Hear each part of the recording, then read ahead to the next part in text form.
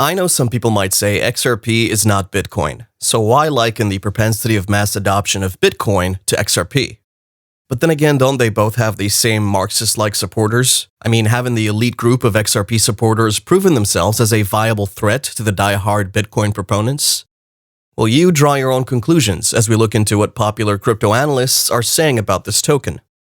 The more extraordinary assumption is that XRP's price will shock everyone when this market cycle is over. In the case between Ripple and the SEC, Ripple seems to be winning. It's pleaded with Judge Sarah Netburn to compel the SEC to release its confidential policy to the general public. Considering the judge has granted Ripple's request that the United States Securities and Exchange Commission disclose its non-public policies with regards to whether agency employees are allowed to trade the XRP coin as well as other cryptocurrencies, this information was revealed by pro-XRP lawyer John Deaton. If this is your first time on the channel, please consider hitting that subscribe button and turning on post notifications. And also don't forget you can join our free Discord group via the link in the description for daily signals and a community of like-minded traders and investors. And now you can also support us on Patreon. We have several packages you can choose from according to your particular investment goals. And we have a special offer for our first 100 members, only $9.99 for VIP access on Discord, which gives you exclusive benefits far beyond the free features. Be sure to check out the links in the video description and in the pinned comment. We also have a special discount offer on Binance. You'll get 5% off every trade you make on the platform if you sign up with our promo link in the description. Just as the credible crypto had earlier tweeted, we could potentially see the price of a single Bitcoin reaching between $100,000 to $300,000 before the end of the year. If that doesn't happen, we could also see the price of this asset hitting rock bottom to $10,000 or less, as hinted by the expert investor. Similarly, Leb Crypto, another crypto analyst, had just recently posted on Twitter saying, "A reminder on a chart I've shared many times now, I remain macro bullish on XRP as long as the rounded bottom structure remains intact.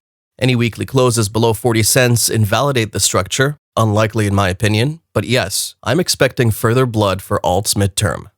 Following a recent tweet from John Deaton that says, "Breaking, Judge Netburn orders SEC to produce internal policies governing employees trading in or purchases or sale of digital assets, which the SEC has refused to do until now. See the text-only order referring to this matter here."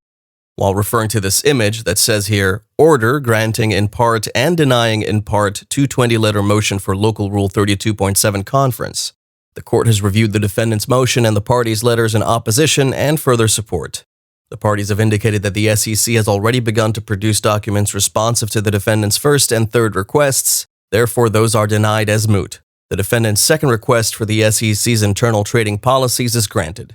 The court finds that the information sought meets the low bar for relevance, including potentially with respect to the claims against the individual defendants.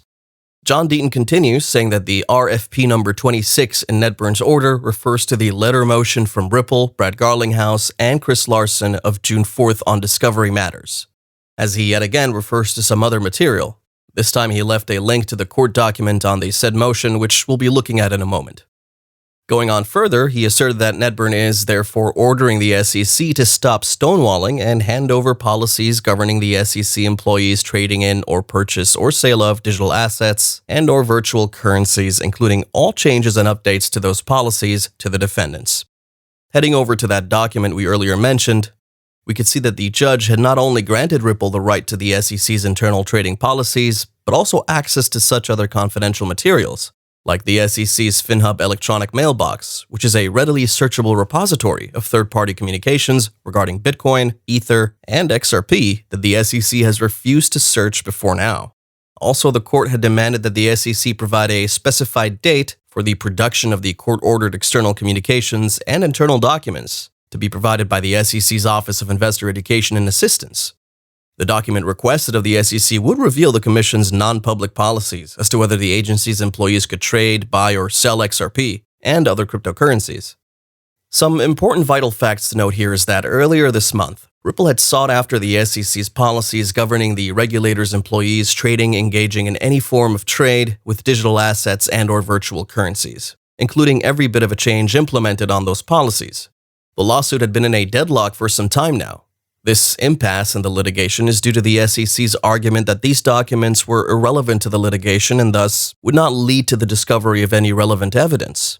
The agency's subsequent refusal to produce these internal documentations has got Ripple contending that the policies could reveal the SEC stance on digital assets in general, while providing the court with a clear distinction of how the SEC regards XRP in juxtaposition to other cryptocurrencies such as Bitcoin and Ethereum.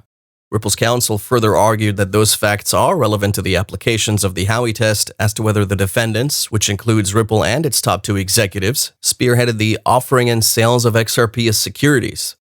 Additionally, Ripple's lawyers had argued that these documents are relevant to the crypto firm's fair notice judgment. The presiding magistrate in the discovery phase of the SEC versus Ripple lawsuit, Judge Sarah Netburn, had noted that the SEC had already begun to produce some of the documentation as requested by Ripple, from the financial regulator's FinHub electronic mailbox, as well as from its Office of Investor Education Advocacy. Not to mention that Ripple has over 300 partners from around the globe, all of whom would directly or indirectly contribute to the mainstream adoption of XRP through the use of the Ripple platform for its operations, like MoneyGram, or as a private investor in Ripple, such as the ISB Group from Japan, that happens to be one of the most significant external shareholders in the fintech startup. As the CEO of the Japanese financial service provider and foremost adopter of blockchain and digital asset innovation within the region had stated that his firm would be placing all of its bets on Ripple. Even amid the ongoing lawsuit between Ripple and the SEC, the representative director, president, and CEO of SBI Holdings went forth to place his vote of confidence in Ripple, saying Japan's FSA has already made it clear that XRP is not a security. SBI Holdings remains a steadfast partner to Ripple and looks forward to expanding together in Asia. There's no stopping this digital asset now. Not even the SEC and all of its legal weapons can bring down this cryptocurrency, favored by the central banks of the world as the perfect candidate for a bridge currency, and perhaps the world's reserve currency.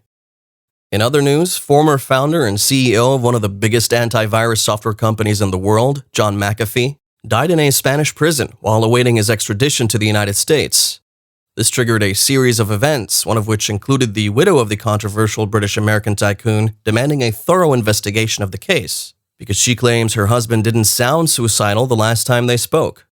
McAfee was apprehended in Barcelona while on his way to board a flight to Istanbul back in October. All in a bid to flee from the U.S. authorities, the tech mogul has been on the run from the law for many years.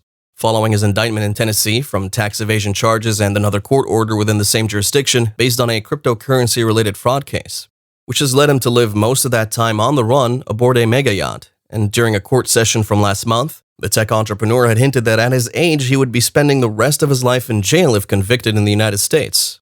While accepting his fate, the British-American businessman had said, "I'm hoping that the Spanish court will see the injustice of this. The United States wants to use me as an example."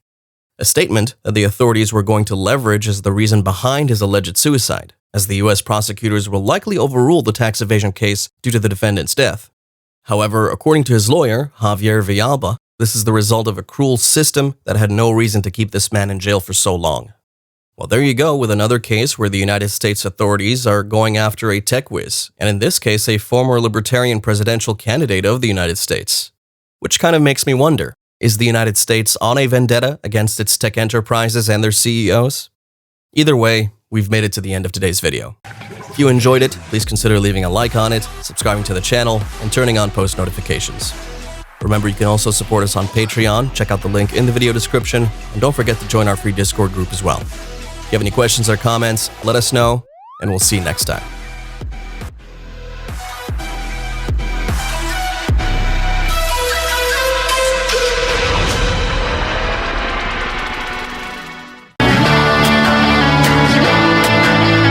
Hollywood Carson. That's how it goes. Hollywood Carson.